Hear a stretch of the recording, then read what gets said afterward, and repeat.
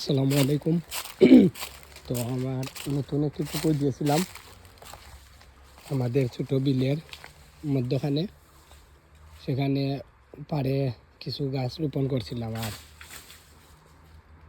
এখন যাব আর কি ওইখানে বাঁশ গেড়ে দিব ওই ছোটো গাছগুলোতে, যাতে বাতাসে হেলান দিয়ে না পড়ে।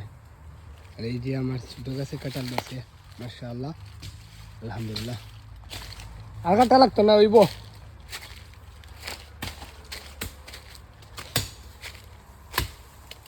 হনো আছে বাঁশ। আচ্ছা, ওগো কাটি লাও, আগাটা লাগতো না, হনো বাঁশ আছে।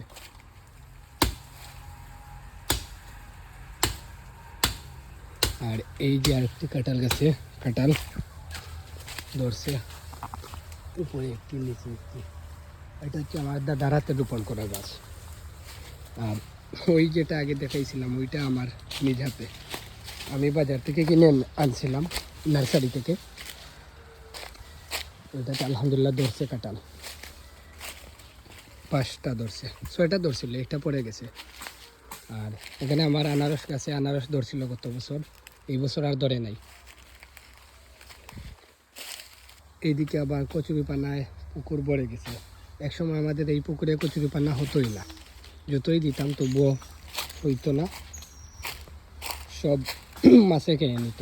আর এবছর হয়েছে কি, কচুরিপানা পরিমাণ একটু বেশি দিয়েছিলাম ওই আমাদের পাশের জমি থেকে, বাড়ির পাশের। তারপর মাছগুলোও ছিল ছোটো ছোটো, সেই জন্য ওইগুলা খেতে পারে নাই। গত কিছুদিন আগে ওইখানে তুলছিলাম, এই বাড়িতে আবার রাখছিলাম যে পানি জড়ে গেলে তারপর উপরে তুলব, আর তোলা হয় নাই এখনো, সময়ও পাই না। তো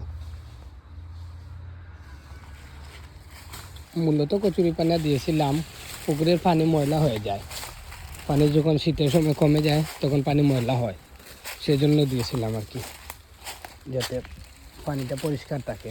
আর পরিষ্কার আলহামদুলিল্লাহ এখন আছে। আর গত কিছুদিন আগে জোর তুফানের কারণে এই যে নারকেল গাছের চুয়াগুলা পড়ছে, আর এখানে সুপারি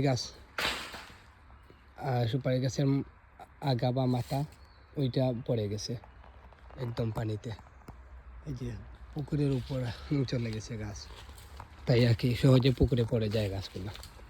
গাছ রোপণ করে বাড়িতে আসছি, ওই ঠেলাতে করে এখান থেকে গোবর নিয়ে যাব গাছের নিচে দেওয়ার জন্য। এটা জৈব সার হিসেবে কাজ করবে, ভালোই কাজ করবে ইনশাআল্লাহ, যেহেতু এখানে শুধু গোবরই আছে।